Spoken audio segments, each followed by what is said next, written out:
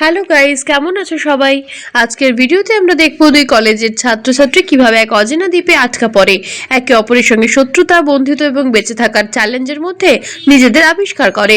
তারা একে অপরকে বুঝতে শেখে, বিপদে পাশে থাকে, আর এই প্রতিক্রিয়ায় তাদের সম্পর্ক কেমনভাবে বদলে যায় সেটাই আজকের গল্পে আমরা দেখব। চলো সরাসরি গল্পের মধ্যে ঢুকি। সকালের ভোর, ইমা তার কক্ষে উঠে ঘুমের চোখ মুছে স্কুলের জন্য প্রস্তুতি নিচ্ছিল। তার মা তাকে প্রতিদিনের মতো স্কুল গেট পর্যন্ত নামিয়ে দেন। ইমা পড়াশোনায় অত্যন্ত ভালো, ক্লাসও বেশ পরিচিত, তাই বন্ধুদের সংখ্যাও অনেক। স্কুলে ঢুকেই সে তার সবচেয়ে কাছের বন্ধু লেজির সঙ্গে দেখা করে। তারা কথা বলছিল, হেসে খেলে সময় কাটাচ্ছিল। ঠিক তখন স্টিফেন নামের একটি ছেলে ক্লাসে প্রবেশ করে। স্টিফেন ইমাকে পছন্দ করে এবং তার আচরণে সেটা স্পষ্ট। অন্যদিকে ডেনের সকাল একেবারেই আলাদা। সে দেরিতে ঘুম থেকে উঠে ব্রাশ করে ভিডিও গেম খেলতে বসে যায়। বাবা জ্যাক অফিসের জন্য বেরোতে গিয়ে তাকে দ্রুত স্কুলে যেতে বলে। অনিচ্ছা সত্ত্বেও ডেন বের হয়। কিছুক্ষণ পর ক্লাস শুরু হয়। মিস্টার ক্রিস্টেন সেন, ক্লাস টিচার, জানান যে তারা কলেজ ট্রিপে যাচ্ছে এবং সব বন্দোবস্ত প্রস্তুত। তিনি বলেন বাস সকাল 7টায় রওনা দেবে। ইমা ক্লাসে ঢোকার সময় ডেনও পৌঁছে যায় এবং তারা ধাক্কা খেয়ে বিরক্ত হয়। ইমা লেজির পাশে বসে। লেজি তাকে জানায় যে ডেনও তাদের গ্রুপের সঙ্গে ট্রিপে যাবে। সত্যি বলতে লেজি একটু বাচালো টাইপের। সে সমস্ত বন্ধুদের সঙ্গে ইমার সকালে ঘটে যাওয়া ঘটনা শেয়ার করে এবং বলে ট্রিপে 7 দিনের সময় থাকবে। ইমা স্টিফেনের দিকে চোখ রাখলেও স্টিফেন উত্তেজনায় মনোযোগ দেয়।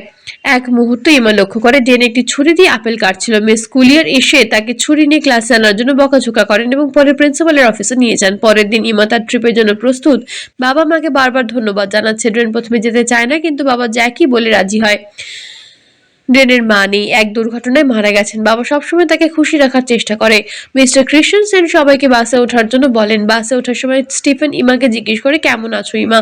লেজি হেসে তার সঙ্গে কথা বলে। কিছুক্ষণ পর তারা গন্তব্যে পৌঁছে যায়। মিস্টার কুলিয়ে জানায় পুলে সবাই মজা করতে পারবে, তবে ডিনারের আগে ফিরে আসতে হবে। ইমা ও তার বন্ধুরা সুইমিং পুলে মজা করছে। স্টিফেনের সঙ্গে ইমার সম্পর্ক স্পষ্ট। ডেন একা ব্যালকনিতে দাঁড়িয়ে তাদের পর্যবেক্ষণ করছে। সন্ধ্যায় ইমা ফ্রেন্ড হেলেনের কাছে জানতে পারে স্টিফেন পার্টি ডেকেছে। প্রথমে ইমা যেতে চায় না, তবে বন্ধুরা জোর করে নিয়ে যায়। পার্টিতে ইমা দেখলো স্টিফেন অন্য একটি মেয়ের সঙ্গে মজা করছে। ডেন সতর্ক করে, স্টিফেন ভালো ছেলে নয়। ইমা বলে এটা আমার বিষয়, তোমার এটার সঙ্গে কোনো সম্পর্ক নেই। এই মুহূর্তে হঠাৎ পুলিশ আসে। জানতে পারে ছাত্রছাত্রীরা পার্টিতে ড্রাগস নিচ্ছিল। পুলিশ সবাইকে বোর্ডের সামনে দাঁড়াতে বলে। পা পিছলে ইমা পানিতে পড়ে যায়। ডেন তাকে বাঁচাতে পানিতে ঝাঁপ দেয় এবং ছোট বোর্ডের সাহায্যে নিরাপদ স্থানে নিয়ে আসে। সে বোর্ডের দড়ি কেটে দেয় যাতে পুলিশ ঝামেলায় না ফেলে। পুলিশ চলে যাওয়ার পর বোট ঢেউয়ের কবলে পড়ে। ডেন বোটের মোটর চালানোর চেষ্টা করে, কিন্তু ইঞ্জিন নেই। ঢেউ তাদের বোটকে যেখানেই নিয়ে যায় তারা বাধ্য হয় সেখানেই চলে যায়। পরদিন সকালে ঝড়ের কারণে আবার সমুদ্রের মধ্যে চলে আসে। ডেনের ফোন ভিজে নষ্ট হয়ে যায়। ইমা চেষ্টা করে সাহায্য কল করতে, কিন্তু নেটওয়ার্ক নেই। তারা দূরে একটি আইল্যান্ড দেখতে পায়। ডেন বোর্ডের মাধ্যমে আইল্যান্ডের দিকে পৌঁছে যায়। আইল্যান্ডে পৌঁছানোর পর তারা ফায়ার গান পায়। তারা উপরের দিকে যায়, মনে করে দ্রুত কেউ না কেউ তাকে খুঁজতে আসবে। মিস্টার ক্রিশ্চিয়ানসেন ট্রিপ বাতিল করে দেন। লেসি জানায় ইমা গত রাতে হোটেলে ফিরে আসেনি। অ্যাটেন্ডেন্ট চেক করলে দেখা যায় ডেনও নেই। পুলিশ তাদের খুঁজছে। ডেনের বাবা জ্যাক স্কুলে আসে। ইমার বাবা ফিরেও উপস্থিত। ইমা ও ডেন জঙ্গলের দিকে এগোতে থাকে। কিছু দূর যাওয়ার পর একটি ঝর্ণা দেখতে পায়। ডেন সেখানে থামে এবং ইমাকে ছবি তোলার জন্য বলে। ইমা চিন্তিত, কারণ তারা এখান থেকে বের হওয়ার পথ খুঁজছে। কয়েক ঘন্টা পর আইল্যান্ডের ওপর প্রান্তে পৌঁছে তারা এখনো বের হওয়ার উপায় খুঁজে পায়নি। তারা বোটের দিকে ফিরে যাওয়ার সিদ্ধান্ত নেন, কিন্তু পৌঁছে দেখে বোটটি নেই, শুধু লাইফ জ্যাকেট আছে। সারাদিন জঙ্গলে হেঁটে ক্লান্ত হয়ে তারা সূর্য ডুবে যায়, রাত আসে। ডেন লাইটার দিয়ে আগুন জ্বালায়, ইমাকে শার্ট দেয় ঠান্ডা থেকে বাঁচানোর জন্য। রাত জুড়ে তারা একে অপরের সঙ্গে কথা বলে। পরদিন সকালে ইমা সমুদ্রের বিচে এসএমএস লিখছে। খাবার ও পানি নেই। তারা খাবারের খোঁজ শুরু করে। রৌদ্রের তাপে ইমা হাফ প্যান্ট তৈরি করে। ডেন ঘুমাচ্ছিল। ইমাও পাশে শুয়ে পড়ে। গোসলের সময় ডেন সানস্ক্রিন দাব চায়, ইমা সরিয়ে দেয়। ইমা ও ডেনের প্যারেন্টস মিস্টার ক্রিশ্চিয়ানসেনের সঙ্গে দেখা করে। পুলিশ একটি ছোট বোট পেয়েছে এবং ধারণা করছে তারা দুজনেই সেখানে ছিল। ডেনের বাবা প্রাইভেট রেস্কিউ টিম হায়ার করার কথা ভাবছেন। দ্বীপে তারা একটি জলপ্রবাহ পায়। ইমা পানি নিচ্ছে অদ্ভুত অনুভব করে। তারা পাতা দিয়ে ছায়াযুক্ত স্থান তৈরি করে এবং শুকনো গাছপালা দিয়ে এসএমএস লেখে। খাবারের জন্য প্রয়োজনীয় জিনিসগুলো সংগ্রহ করে। রাতে হঠাৎ বৃষ্টি হয়। ডেন আনন্দে ভিজে। ইমাও তার সঙ্গে ভিজে আনন্দ করে। খবরগুলোতে বলা হয় তাদের হারিয়ে যাওয়ার 1 মাস হয়ে গেছে। পুলিশ মনে করছে তারা মৃত, তাই খোঁজা বন্ধ করেছে।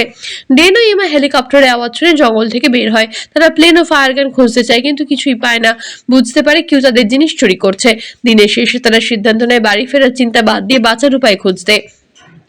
ডেন জঙ্গলে কিছু আওয়াজ শুনে অনুসরণ করে। ব্ল্যাক প্যান্থারের সঙ্গে পালিয়ে যাওয়ার সময় একটি কাঠের গুঁড়িতে পড়ে যায়। ইমা এসে দেখে ডেন প্যান্থারকে হত্যা করেছে।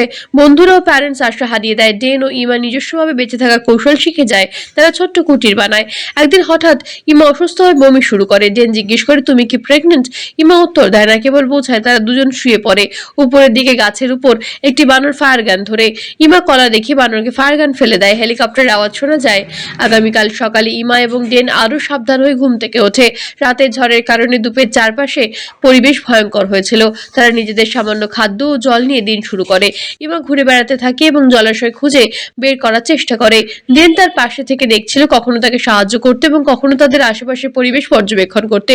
দুজনেই জানে এই দ্বীপ তাদের নিরাপত্তা পুরোপুরি নিজের উপর নির্ভর করছে। ডেম এবং ইমা প্রথমে একটি ছোট জলাশয় খুঁজে পায়। ইমা পানি পরীক্ষা করে এবং পরে ডেনকে বলে, এটা নিরাপদ, আমরা এটাকে কিছুদিনের জন্য ব্যবহার করতে পারি। এরপর তারা নিজেদের জন্য খাবার সংগ্রহ করতে শুরু করে। দ্বীপে তারা বিভিন্ন ধরনের ফল এবং কিছু ছোট মাছ খুঁজে পায়, যা দিয়ে তারা নিজেদের ক্ষুধা মেটায়। ইমা বলছিল, আমাদের এই খাবারগুলো আমাদের বেঁচে থাকার জন্য যথেষ্ট হতে পারে, কারণ এখানে কেউ আমাদের খুঁজে আসতে পারবে না। ডেন মাথা নেড়ে সম্মতি জানায়। কিছুক্ষণ পর তার একটি নিরাপদ আশ্রয় স্থাপন করার সিদ্ধান্ত নেন। ডেন কিছু শুকনো পাতা এবং ছায়াযুক্ত বড় পাতা ব্যবহার করে একটি সাময়িক শেল্টার বানায়। ইমা পাশে দাঁড়িয়ে সাহায্য করছিল এবং কিছু শুকনো কুড়ি গাছ সংগ্রহ করছিল। তাদের এই যৌথ প্রচেষ্টা দুজনের মধ্যে একটি বন্ধুত্ব এবং আস্থা তৈরি করতে শুরু করে। তারা ধীরে ধীরে বুঝতে পারে একে অপরের পাশে থাকলেই তারা বেঁচে থাকতে পারবে। সন্ধ্যার আগে তারা একটি বড় আগুন জ্বালানোর সিদ্ধান্ত নেন। ডেন তার কাছে থাকা লাইটার দিয়ে আগুন জ্বালায়। আগুনের আলো এবং উষ্ণতা তাদেরকে শীত থেকে রক্ষা করে এবং রাতে কিছুটা নিরাপত্তা দেয়।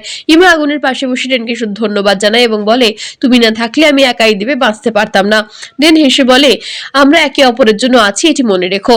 পরের দিন সকালে ইমা এবং ডেন একসাথে জঙ্গলের ভিতরে খাদ্য খুঁজতে বের হয়। তারা একটি ঝর্ণার পানি খুঁজে পায়, যা তাদের কাছে পানি সংগ্রহের উৎস হয়। ইমা সতর্ক থাকে এবং চারপাশে অদ্ভুত আওয়াজ খুঁজে দেখে। সেই সময় ডেন তাকে বোঝায়, চিন্তা করো না, আমি তোমার পাশে আছি। এই কথাগুলো ইমার মনকে শান্তি দেয় এবং দুজন আরো দৃঢ়ভাবে চলতে থাকে। দিনের পর দিন তারা নিজেদের বেঁচে থাকার কৌশল উন্নত করতে থাকে। ডেন বিভিন্ন সরঞ্জাম তৈরি করতে চেষ্টা করে এবং ইমা খাদ্য ও জল সংগ্রহে দক্ষ হয়ে পড়ে। তার একটি ছোট কুড়ি বানায় যাদের রাতে থাকতে পারে এবং দিনের বাকি সময় খাদ্য পানি সংগ্রহ ব্যস্ত থাকে। প্রতিদিনের ছোট ছোট অর্জন তাদেরকে শক্তি দেয় এবং আশা জাগায়। কিছুদিন পর তারা একটি অদ্ভুত ঘটনায় দেখা পায়। ইমা হঠাৎ কিছু অদ্ভুত শব্দ শুনে সে ডেনকে বলে, এখানে কেউ আছে। ডেন আশ্বাস দেয়, আমরা একা নই, তবে ভয় পাওয়ার কিছু নেই, আমরা একে অপরকে সাহায্য করি। তারা দ্বীপের চারপাশ মন দিয়ে পর্যবেক্ষণ করতে পারে। পরে তারা বুঝতে পারে একটি বানর তাদের সরঞ্জাম এবং খাদ্য চুরি করছিল। ইমা একটি কলা দিয়ে বানরটিকে ধাক্কা দেয় এবং সেই সময় তারা হেলিকপ্টারের শব্দ শুনতে পায়। ডেন ফায়ার গান প্রস্তুত রাখে, কিন্তু হেলিকপ্টার তাদের দেখে এবং সাহায্যের জন্য আসে। তাদের উদ্ধার হওয়ার পর দুজন ধীরে ধীরে বাড়ি ফিরে আসে। এয়ারপোর্টে ইমার বাবা মা এবং ডেনের বাবা তাদের দেখে খুব খুশি হয়। তারা সবাই একে অপরকে জড়িয়ে ধরে। 3 মাস পর তারা নিরাপদে ফিরে আসে। ইমা এবং ডেন বুঝতে পারে একে অপরের পাশে থাকা কতটা গুরুত্বপূর্ণ ছিল। বাড়ি ফেরার পর ডেন ইমার সাথে দেখা করতে আসে। তারা একে অপরের সাথে কথোপকথন করে, কিন্তু ইমা এখন কিছুটা দূরত্ব বজায় রাখে। কিছুদিন পর সবকিছু আগের মতো ফিরে আসে। ইমা কলেজে ফেমাস হয়ে যায় এবং তার বন্ধুদের সংখ্যা বেড়ে যায়। অন্যদিকে ডেন আগের মতোই একা একাই থাকতে শুরু করে। তারা মাঝে মাঝে একে অপরকে দেখে, কিন্তু কথা কম বলে। কিছুদিন পরে ইমা ডেনকে ফোন করে, কিন্তু ডেন কল ধরেনি। ইমার বোন তাকে জানে, তোমাকে হারানোর পর আমরা অনেক চিন্তিত ছিলাম, মা বাবা হতাশাগ্রস্ত ছিল। ইমা ইমোশনাল হয়ে পড়ে। পরে তারা পার্টিতে যায়। ডেনও সেখানে আসে এবং ইমাকে দেখে। ইমা বাইরে বেরিয়ে এসে ডেনের কাছে যায় এবং তাকে জড়িয়ে ধরে।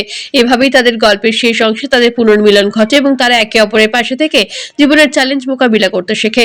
এইভাবে ইমা এবং ডেনের গল্প শেষ হয়, যেখানে তারা বেঁচে থাকার কৌশল, একে অপরের প্রতি আস্থা এবং সাহসের মাধ্যমে জীবনের বড় চ্যালেঞ্জ মোকাবিলা করে। তাদের অভিজ্ঞতা আমাদের শেখায়, কখনো কখনো সবচেয়ে কঠিন পরিস্থিতিতেও একে অপরের পাশে থাকলেই মানুষ বাঁচতে পারে।